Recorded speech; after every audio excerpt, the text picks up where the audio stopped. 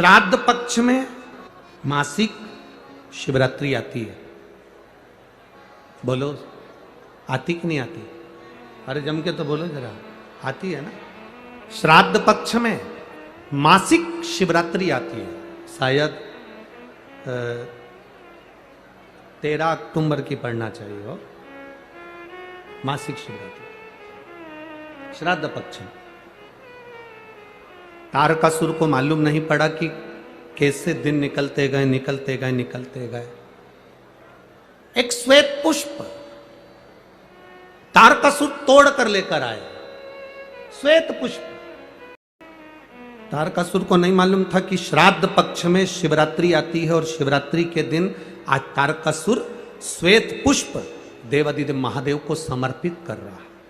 यह तारकासुर को ज्ञात नहीं, तारकासुर को मालूम नहीं।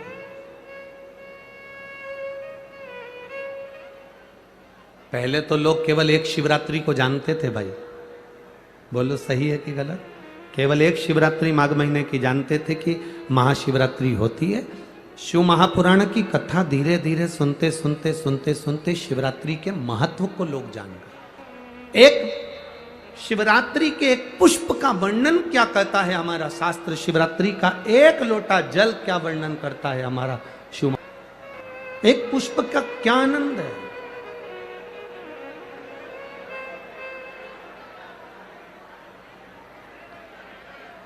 एक पुष्प का क्या रस तत्व है, शिव महापुराण की कथा वर्णन करती है।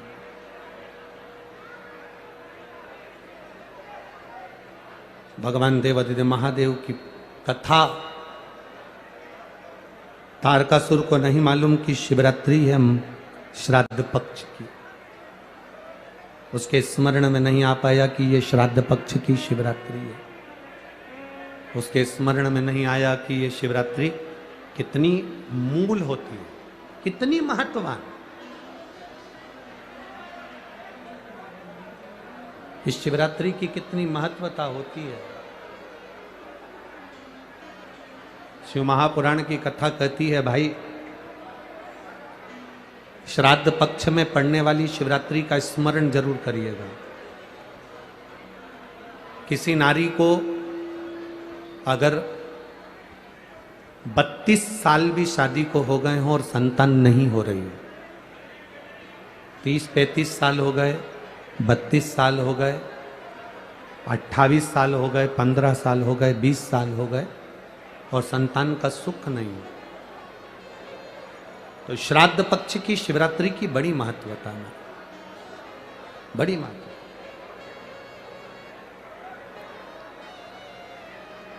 तो शिवरात्रि का बड़ा महत्व है।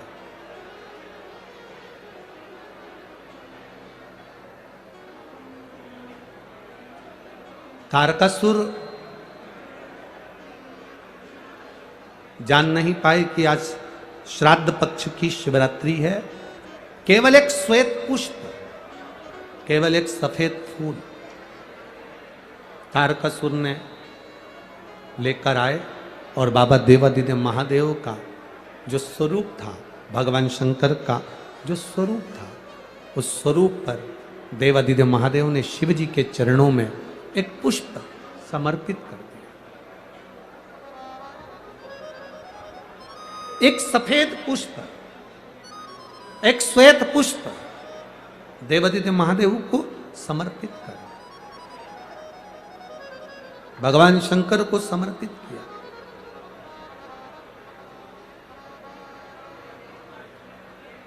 उसका फल क्या हुआ? आप लोग भी निवेदन है, प्रयास करना, पहले देख लेना। शायद हमारे हिसाब से तो 13 अक्टूबर को शिवरात्रि होना चाहिए।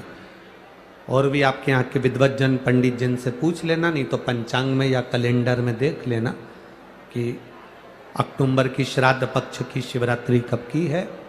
जितने लोग आस्था चैनल पर सुन रहे हैं, जितने लोग फेसबुक यूट्यूब पर सुन रहे हैं, जितने लोग इस कथा पंडाल में जो दिल लगाकर और ध्यान लगाकर सुन रहे हैं, आप लोगों से निवेदन, प्रयास करना, एक सफेद पुष्प, एक श्वेत पुष्प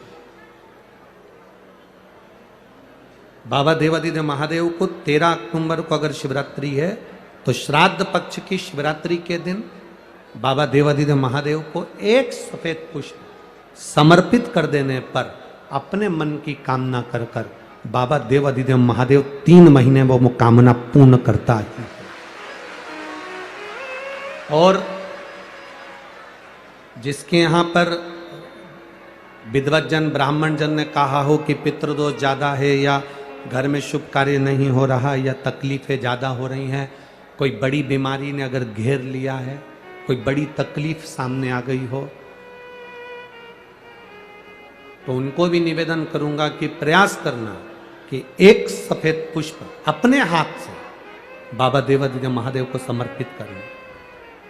उसके बाद तुम्हें जो बड़ी बीमारी है उसकी जब शिवरात्रि पर आप समर्पित कर दो, 1 महीना पूर्ण हो जाए, अगले महीने की शिवरात्रि आए, श्राद्ध पक्ष की शिवरात्रि जाएगी अक्टूबर की, फिर अगले महीने की जब शिवरात्रि आए तो उसके पहले आपकी जो बीमारी है उसकी एक बार जांच कराना, बाबा देवादिदेव महादेव उस बीमारी को समाप्त जरूर करें। श्वेत पुष्प, भगवान शंकर का जो श्राद्ध पक्ष का जो शिवरात्रि है उस पर जो श्वेत पुष्प की परिभाषा, उसको हमें जानना, उस परिभाषा